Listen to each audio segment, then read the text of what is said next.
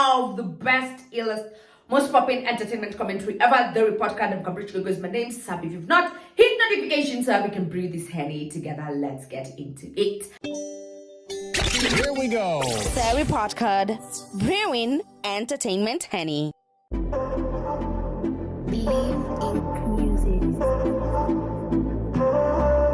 So Corazon Komboka and Frankie just Jimmy welcomed their second baby together. And for Frankie, this is baby number 4. Give it up for the new mommy and daddy in town.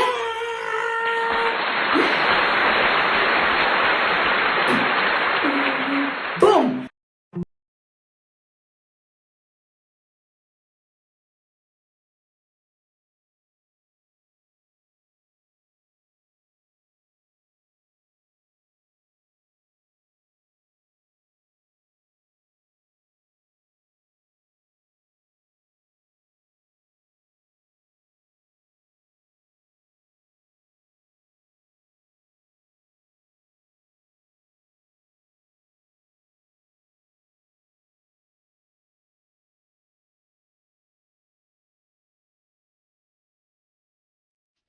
Thing is, childbirth is divine. So right now we are telling Corazon, congratulations for the thing that you've done.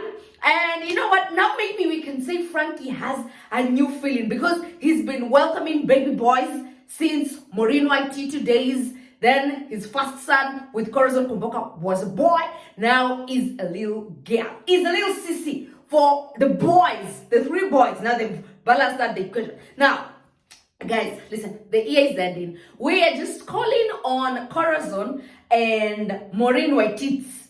Come on. And Frankie just, because Frankie is smack in the middle of this thing. And I'm not trying to say, let's keep beefing because the beefs are just, at this point, they're irrelevant. They're still, we are over it. 2021 is about to end. We're about to get into 2022. So why won't these 2 mommies just come together to give these other boys a feel of how it feels to have a girl in the house? Because when boys get siblings, girl siblings, like it was the boys club, and then a little girl comes into play, I mean, it softens everybody. It softens everybody because when let's just say in a perfect world, yes, if we live in a utopia, Maureen and Corazon and Frankie decide to put their differences aside and just say, okay, fine, Maureen, come on board, Frankie, come on board, Corazon, come on board, let's have this roundtable meeting. And we decide that the kids are going to be spending time maybe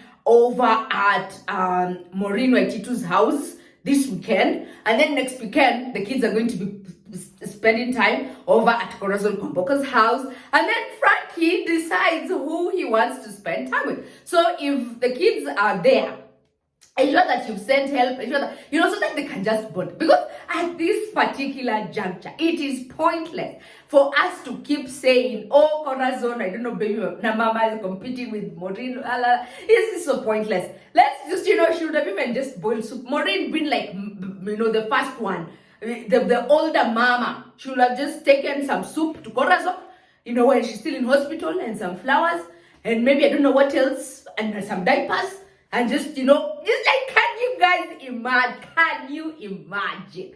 And even roll up with her new man, that we've never seen his face. We, at this point, more convinced now than ever that that person does not exist. So anyway, if Maureen is to roll up, let her roll up with her new man, and then let Corazon come with her, her piece there. That's Frankie. Let them all sit, make amends, have dinner, share, bring casserole balls, mac and cheese, mukimo. What else, man? Just for dinner. And have the kids know that this is, there's no beef here. Honestly, we're not beefing. We are co-parenting. But that will only happen if Frankie streamed up and he started sending something, towards Maureen Waititu's stuff. That's the only time, because we don't know. We've not even seen him spending enough time with Maureen Waititu's kids, to be really honest. But this would have been really nice. It would have been really refreshing. It would have just been like a ball of, or what do they call it? Fresh air. With So anywho, let them consider it, since it's 2021, the year is almost coming to an end, but now we are collapsing this year. It's still like the first, this is technically second week or first week of December. So they have time. They have time. It's just like 9th of December or 8th of December, whichever. They have time. They can make amends. When we start 2022 like this, other than the politics that's going to be ringing in our heads, it's just going to be now us talking about how things have changed since 2019, 2020, 2021, and now these guys are bestos. So long and short at the story is congratulations to you, Corazon. Keep popping, my babies. Keep popping, my babies. I suspect like Corazon is that kind of person who would say, if I have the finances and I can take care of the children and I can do it on my own. Not a woman who buys herself a car like a Benz. I mean, this lady is not smart. So she can do it.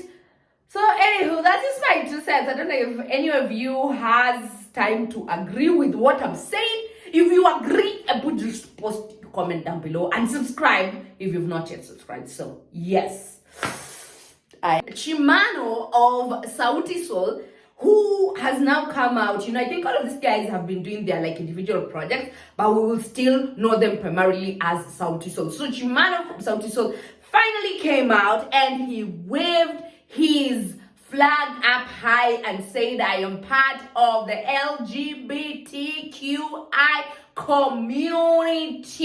It's Friday feeling. Friday feeling represents the, like ballroom culture in the LGBTQ community, which is like, I'm sure people have watched Pose and, sorry, just need to make sure this other mic is on. So people watch Pose and yeah, it's just a representation of underground like ballroom culture within the queer community, which I am part of. So so that's just my first expression of who exactly it is that I am. Yeah. So like I'm laying everything bare from now on. Akuna kujificha jificha anymore. Yeah, let's do it. It's 2021. Come on. Yeah. What sexuality doesn't define you. It's just it's about the creativity. It's about me putting myself out there in my creativity and living my own truth. That's all. And everybody lives their own truth, by the way. Everybody better live their own truth and stop trying to decide what other people's truth should be. That's all. Like, guys, let me give you like a little fresher course. You see, the time when Akina Chimano was starting out, this was SautiSol's proper. And he used to be super in love with this guy. And I remember this time, it was either 2012, 2011 or 2013, thereabout, before they met that white manager of theirs. Can't remember the name. But his stories were all over press. Guys were like, he's been crying in clubs. He's been telling people that, for me, I am gay, I love men, let me live in my truth. And then all of a sudden, I think it was just shelved and he was told, listen, we want people to concentrate on your music and not your sexuality. Because people have a way of cheapening anyone's talents and arts and crafts. As long as you've come out, we are going to concentrate on the sexuality, which is rather shallow, but that's just the truth. We are not yet fully there at that point in life where we can say, someone will just say and we'll be like, oh, okay. It will be someone has said that and you still have to highlight that, oh, anakwanga gay, anakwanga lesbian, and then people start saying, how does that even contribute to anything? So anywho, now I think 10, 11, 12, 13, 14, 15 years later, or 16 years later, or 30 something years later, this is when Chimano has finally decided it is my time to live in my damn truth. And it has taken long enough because I remember like last year when they posted that photo and everybody was busy speculating, talking about how, oh my God, he has finally come out. And then you see, I also did not quite understand it until someone inboxed me and told me, you know what, you guys, you need to let people come out when they're ready. Like, you do not just rush people until people, come out. And for me, personally, I have to say this. I would rather someone who's living in his truth than someone who is living behind closed doors, pretending, there's that thing where you're living behind closed doors and you're not pretending to be something you're not. You're just like, I'm not yet ready to come out. So those who know, those who don't. But the people who actively, you're doing this thing, you're on the down low, you're doing this thing, you're probably stringing a lot of people along in your wrecking chain, and you don't care what you're doing. I have a problem with people like those ones. Because eventually, a lot of people get caught in the mark. As in, you're a man and you're pretending that I'm just so heterosexual. I'm that guy who can never fall for women. I'm so homophobic. you know, and then behind closed doors, you are there busy. Or you're there, you know, hanging out with those men from church, and then you guys pretend that we're going for fellowship and whatnot, and yet we all stay in whatever it is you guys are doing. So anyway, I think it is very bold. You know, we might assume that this is such an easy thing to do, but I just try to imagine. I just try to imagine, like, you know, coming out and telling people something, you know, half as personal as this, telling the world something half as personal as this. It is not easy. It is a thing where you've opened yourself up to now proper criticism. Of course, it will cut off some of those people saying we already knew, but it will still come back opening another, you know, kind of worms. So this is just bold.